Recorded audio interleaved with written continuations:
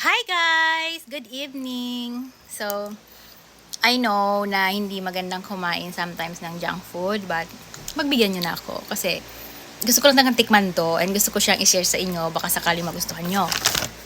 So, nabuksan na to nila mama kasi nga nagkumain sila, and this is how it look like, guys. So, ito ay nakalagay dito ay pre-food snackers junior special chip charon. You won't believe it's not pork. Hindi ka naman maniwala na ito ay hindi siya pork kasi this is made from green peas. Talaga lang ah. And this is 140 grams and di mo na kailangan isaw-saw sa suka sa sili kasi yun na yung flavor niya. And look, ito ay made in green peas, guys. Hindi siya pork. Look at that. So if you see, green peas to, and then when smell so good. Tsaka yung kulay niya kasi parang ganyan.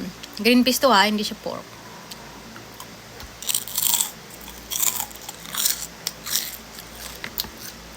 Sarap. Maasim-asim siya na maalat na maasim-asim na maanghang.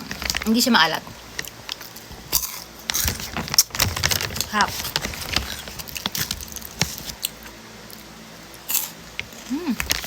Marami siyang laman, oh. Yung likod niya, ganyan. It's not sponsored! Okay lang kumain ito, guys, paminsan-minsan. Total fat, 12%. Saturated fat, 20%. Cholesterol, 0%. Potassium, 3%. Sodium, 10%. Dietary fiber, 7%. Protein, 4%. Calcium, 2%. And iron, 9%. So, ano siya? So, last na. Hindi ko naman ito guys uubusin. Nagtikim lang ako. Pinakita ko lang sa inyo. Baka sakaling napunta kayo ng mga supermarket, you can find this one. And bumili kayo. I think this is more than 100 plus. I'm not sure about it.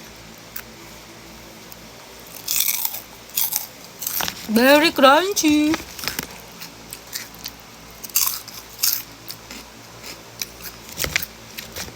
Sarap. Tama na? Once again, chip charon. After mo kumain yan, drink a lot of water.